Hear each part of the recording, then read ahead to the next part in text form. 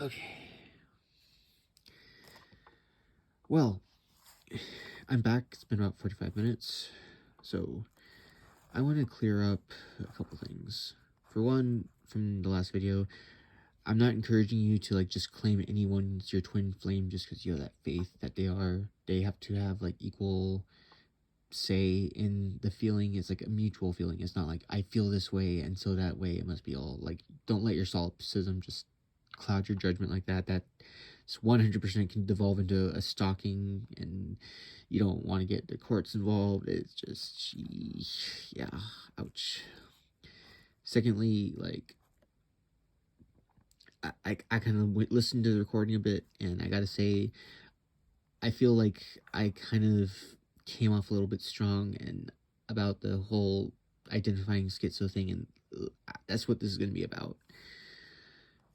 There are not a lot of upsides to having a schizospec disorder, especially in society with the stigma we have. We have the stigma of just walking on street corners with sandwich boards and tinfoil hats screaming about conspiracy theories, or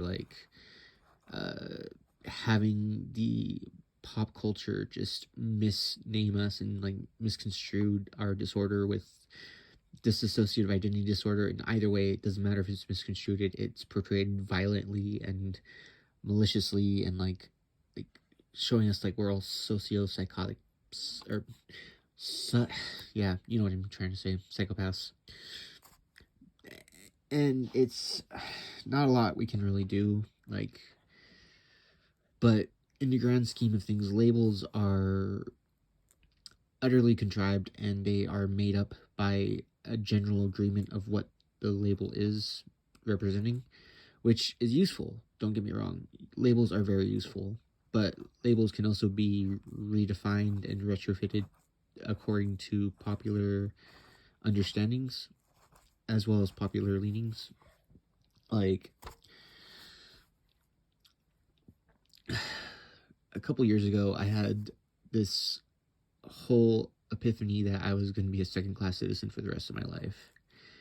And I had it basically drilled into my brain that, I am going to be disabled forever, or this disorder is going to basically run the overall rest of my life into the ground. And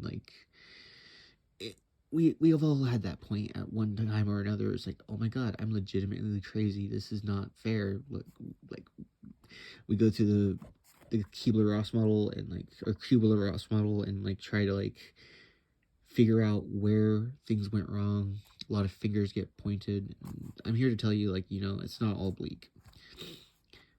Because you are considered out of touch with reality, you are given a superpower to determine, within reason, what reality actually is, according to you. Some people really take it off the deep end, and they either end up in jail or in a psych ward or on the street, talking with the tinfoil hats. But those same people that are in the last example, also Alex Jones. I'm not claiming him as a psychotic in any sort, but he is obviously delusional in a lot of his rantings, or a very dedicated liar. Oh, god damn. Sorry. Okay, yeah. I was just in that position of woe is me, my life is just trash now. But then I thought, does it have to be? Who made this a rule that, just because I'm absolutely out of touch with that reality isn't just a made-up thing anyway? We just agree what reality is.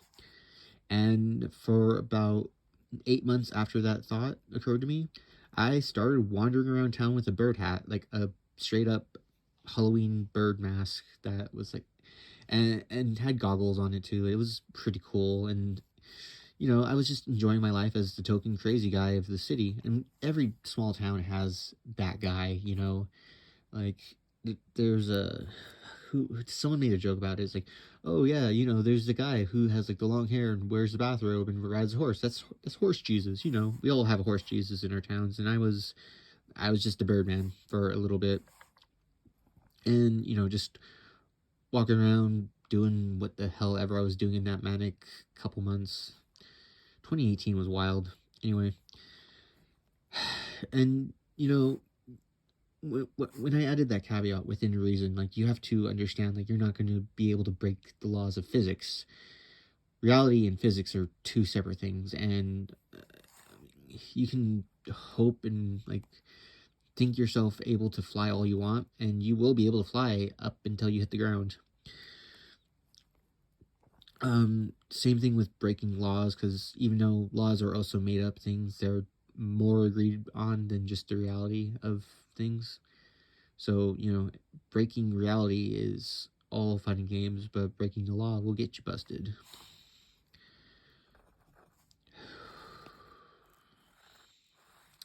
Is my voice grating enough yet? Alright, I'll keep talking then, So,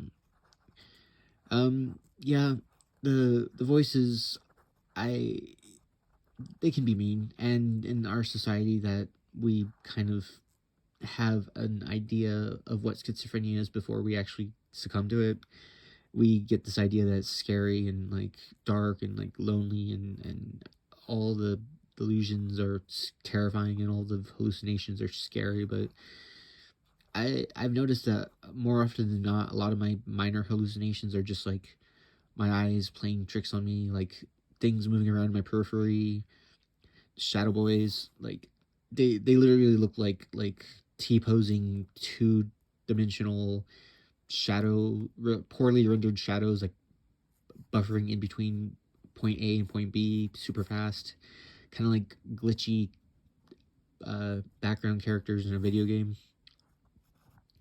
And there's random geometric shapes or just blotches of, like, something that just move through walls sometimes. Like, nothing really horrifying. I do have, like I'm sure a lot of you do have, like, those subconscious voices that, or sometimes they even could be, like, externally loud, but a lot of mine are mostly internal or, like, very faint external ones. I realized during an acid trip that they were really just my own subconscious talking to me and, like, putting me down, because that was the negative self-talk I had been putting into my own self for years up to that point. Like, I mean, it happens. We live in a society where, you have to really push yourself, and if you're not pushing yourself hard enough, especially if you happen to be neurodivergent already, like ADHD or possibly undiagnosed autistic. I'm undiagnosed myself, but I'm pretty sure at this point that I do have some tracking with the autistic spectrum, and that's raises a point I'll get to in a minute.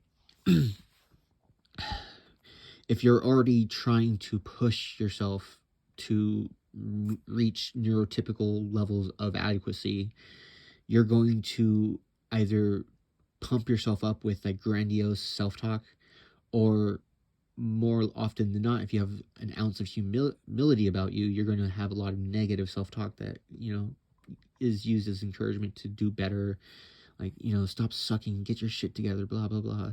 And I remember telling myself this kind of stuff when I was, like, 6, 7, 8, moving on. Like, yeah, normal, like, kids shouldn't have to, like, tell themselves that just to, like, keep up with everyone else. Especially when they get punished for doing something they don't realize really was wrong. And this is another part of the conversation. It's starting to occur to a lot of us that maybe not all of us have schizoaffective. Maybe it's just a form of CPTSD, complex post-traumatic stress disorder, after years of suffering as neurodivergence in a neurotypical world. Like, it's becoming very blatantly aware that a lot of psychiatrists are really just happy throwing medications at people who are, just traumatized by life. And, we're usually really thankful for it at that point, because we've gone through everything else unmedicated up to that point, and it hurts. It's just tragic. But those medications have effects, long-lasting effects.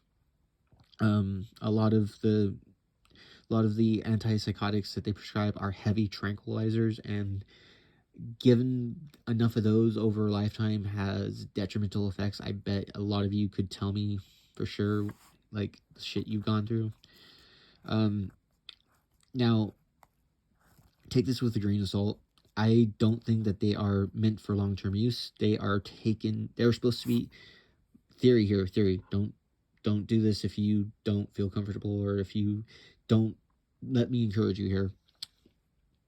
I think that when you are succumbing to the breakdown of your CPTSD or your psychosis oncoming, of just all of life just being too much and breaking your brain, the antipsychotics help stabilize you to where you can handle the new broken reality that you find yourself in. You can handle hearing the things that are outside of the norm, and you can handle seeing the things that weren't there before, and handle these wild thoughts that come in and out, and like completely like just take you onto this rabbit hole. And you're supposed to be able to help adjust yourself into handling these states without the meds.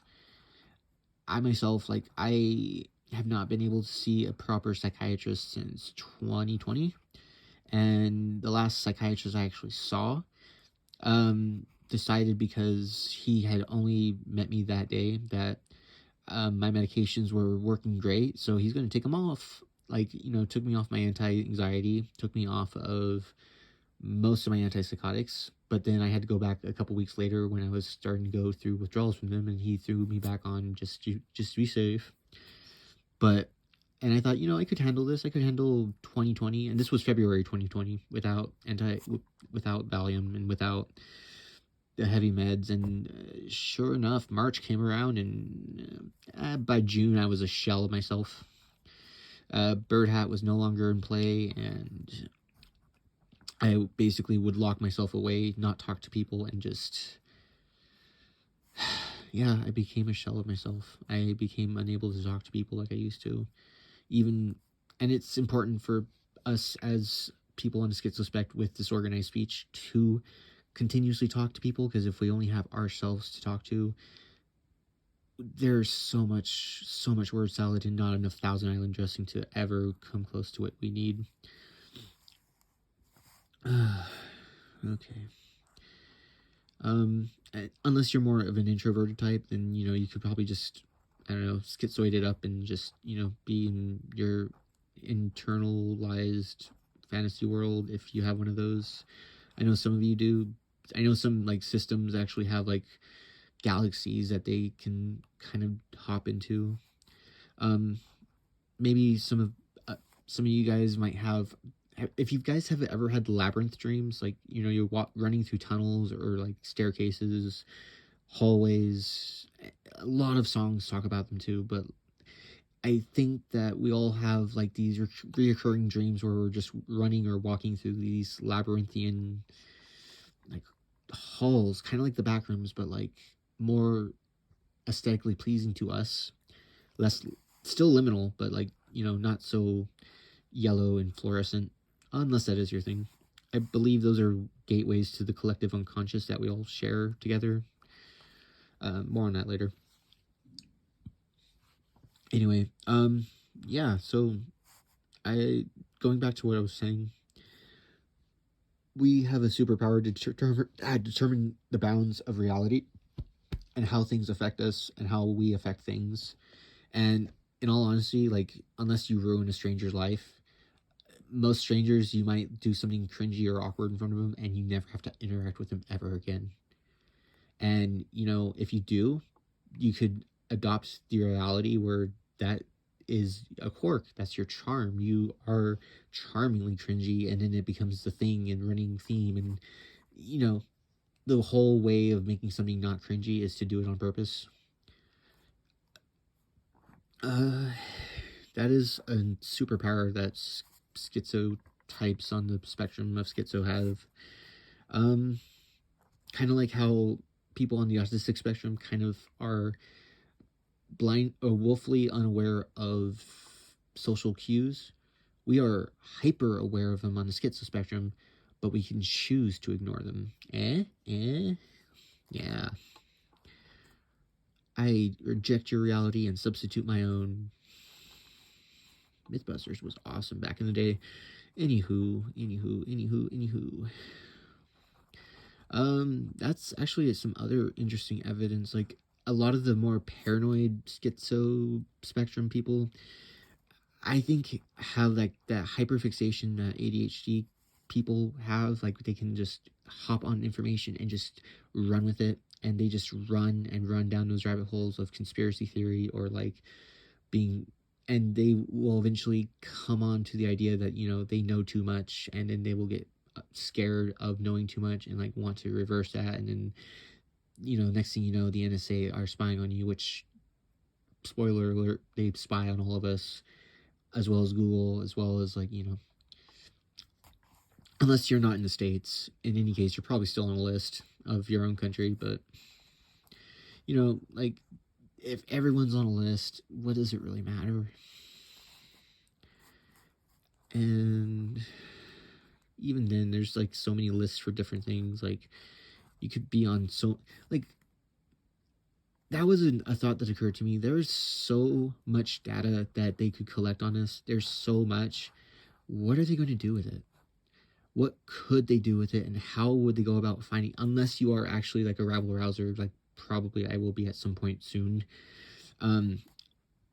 What poor intern will have to sift through mountains and mountains of paper and data and lines of code to see what it is you said that was so bad that they have to send a task force out to spy on you. That's actually probably part of how they get you, is by making you think that you're that important that they will go after you, and they just need one agent to be in the right place at the right time to spin out this conspiracy theory in your head that they are all knowing and all around you, blah blah blah. It's smoke and mirrors. Most of it, I guarantee you, is in the agreed upon reality, smoke and mirrors.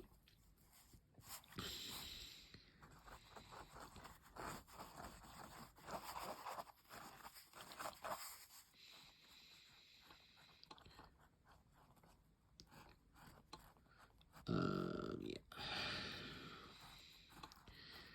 Let's see. And speaking of smoke and mirrors, I posted something the other day about talking to your shadow and your higher self through mirrors, and I've noticed that. I mean, there's a lot with mirrors that are just. Well, what do you want? Oh, okay, thought blocking has done its magic again, and my brain went blank. So I don't know. Mirrors, I don't know. Ha. Thought blocking is probably one of the most annoying, just symptom, this disorder or whatever that this whole spectrum has. Just, you have a thought and it's gone, and the more you try to hold on to it, the faster it runs away, and it just, the more you want the thought to stay, the more the thought will go away.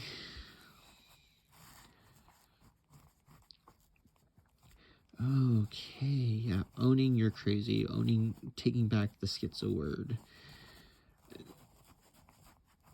I want to reclaim schizophrenia for how mystics were seen back in the day. I don't want the YouTube, like, good vibe people to own the market share of mystic. I want like true, like, Oracle of Delphi type mystics going around, and I know there's going around, and like they have some influence but not enough. I want, in 10 years, I want like all of this, like pseudoscience, like blah, blah, blah, like Gaia TV-esque nonsense to just be buried by like just utterly almost incoherent,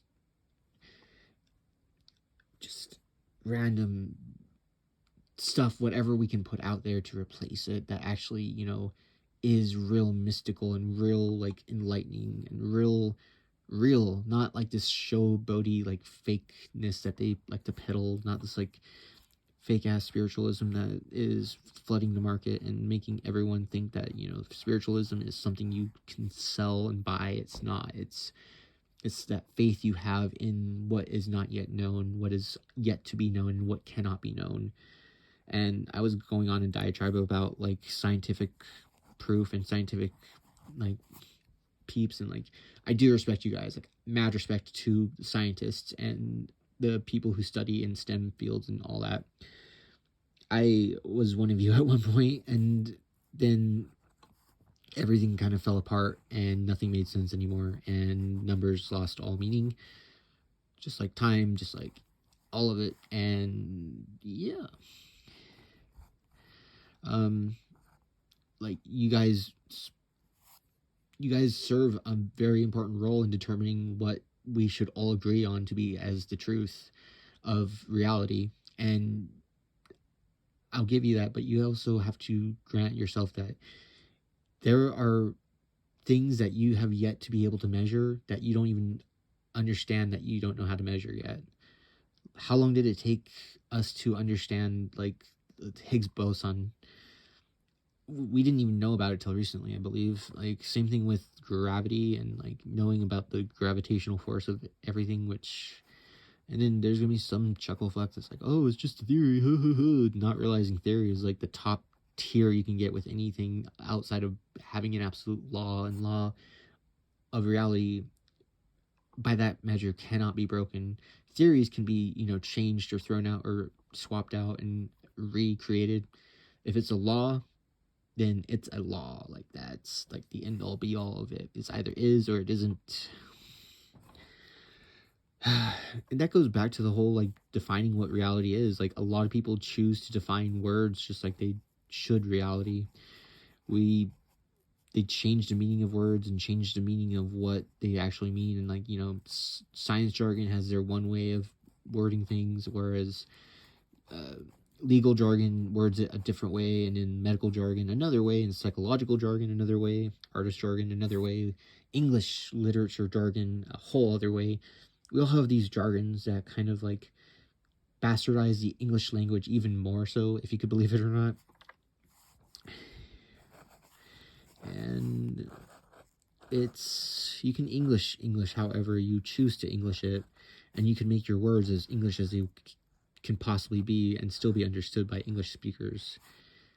And I'm Englishing the words out of this language that I'm speaking so badly, but yet you understand exactly what I'm saying, don't you? Give me another language that's just like Englishing like that. I mean, I'll probably believe you because I only remember English and barely know how to speak it. So yeah, you know, you feel free to like, you know, show me up on that. Tell me that Pig Latin is even more Englishable than that. Judge Dragon is here to say guilty under penalty of, I don't know, finish the Mad Lib.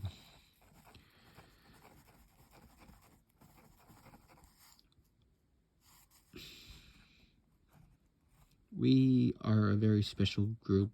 We've gone about 400 years, 500 years without any spiritual teachers, any spiritual healers. That they were all considered witches, and they were all considered like heretics and people that should be criminalized and destroyed and forgotten about.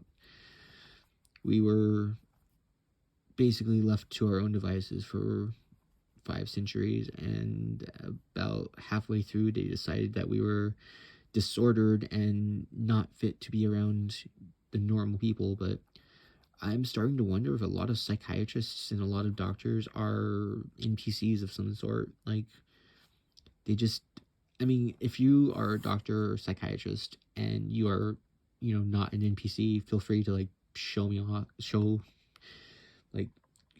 how wrong I am. But I feel like a lot of them don't understand what imagination is compared to like actual detrimental. They just like see something abnormal and they want to try to bust it and make it normal in their point of view, but they're the abnormal ones because they don't seem very human to me, in the sense of like unique as that humans can get, like with, you know, just. And I'm not saying that they're not human, they obviously are, but I'm thinking like the 40% of humans that are neurotypical, and it's beginning to be very clear that it's about 40% that they are.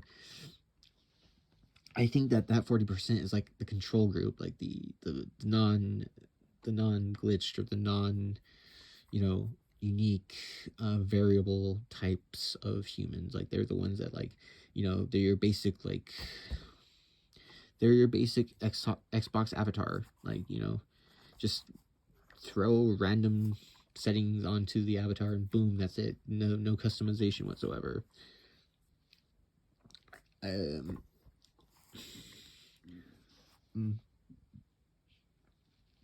oh, um, with that being said, and there is a purpose for the control group. Like in any scientific study, controls are important, but the control group shouldn't really determine, even though, okay, wait, hang on, I gotta choose how I word this carefully so I don't sound even dumber than I am. That negative self-talk, so I don't sound as ignorant as I truly am, which is okay. It's fine. Anywho,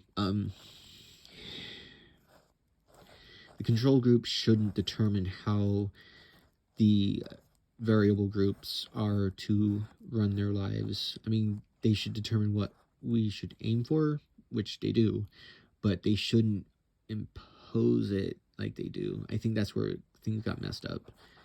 I think that, you know, I mean, we do have the right to not be medicated, but like then we get isolated and weird.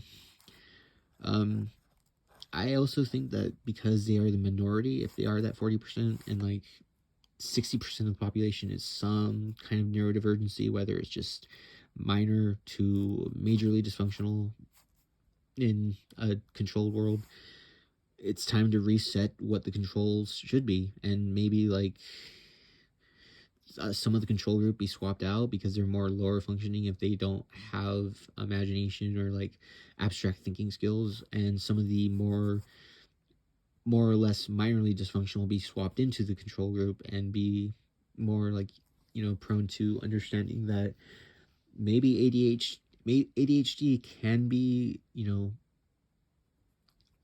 what's the word, can be a benefit to humanity like it used to be, hunter-gatherer days, and even nowadays too. Like a lot of people with ADHD who have learned the hard way how to like master that throughout their life are great like industrious people, or they are great like just leadership capabilities. There, like they are able to spin many plates at one time, whereas like most average people have the attention span to spin one plate.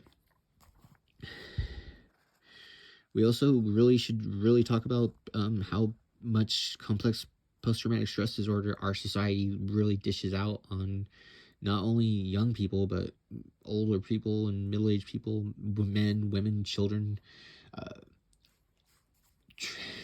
trans kids, homosexual kids. Just you get what I'm saying. Like it's just so much just depravity, so much just disaster, so much unnecessary just abuse dished out on each other for what?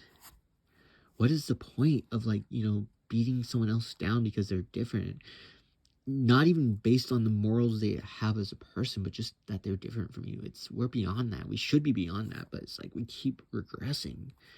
And we keep regressing because we're so like distracted by everyday tragedy that we're not focused on the bigger picture of like why we're just continuing the continuing it in our actions and thoughts because we're just so put off by it. I hope that made sense. And there's probably, no, I know there's so much more. I'm not even seeing it. Like, look at me, like, with the melatonin content of a jar of Miracle Whip, but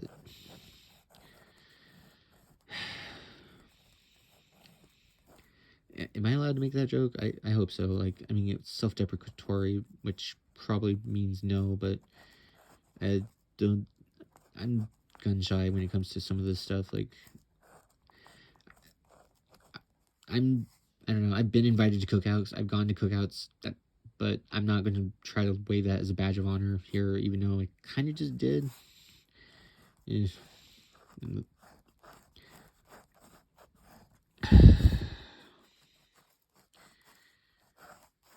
And I don't want to hear any bullshit about, like, you know, ooh, I don't want to hear anything about anything coming to do with races, like,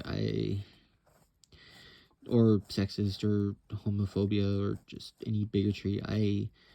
I'm so tired of, like, everything becoming politics when it comes to, like, you know, like, identity politics.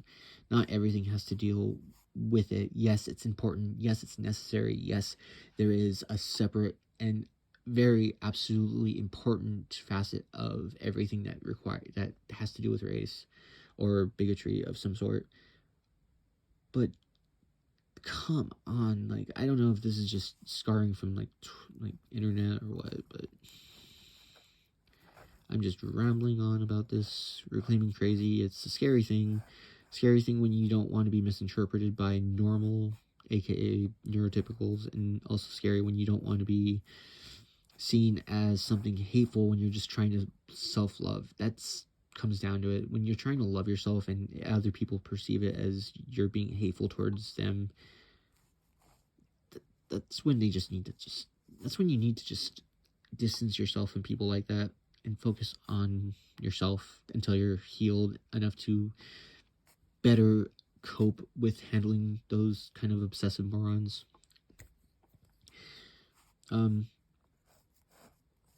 Yeah, getting kind of edgy here. Okay. Ew, look at me, hot take, the white guy saying shit about identity politics. Yeah, I know. Freaking as original as a $2 bill. Malifaux are my jam. If you don't know, a metaphor is, or a Malifaux is like a metaphor just messed up. Like, you know, I dug this I dug this bed of worms. Now I'm gonna lead a horse to it, or it's not rocket surgery. I'm tired. It's like 5:30, and I'm going to conclude this now at 32:43:40. Still going.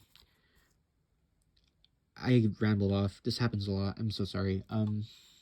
Call it Dragon ASMR. Yeah, title. Cool.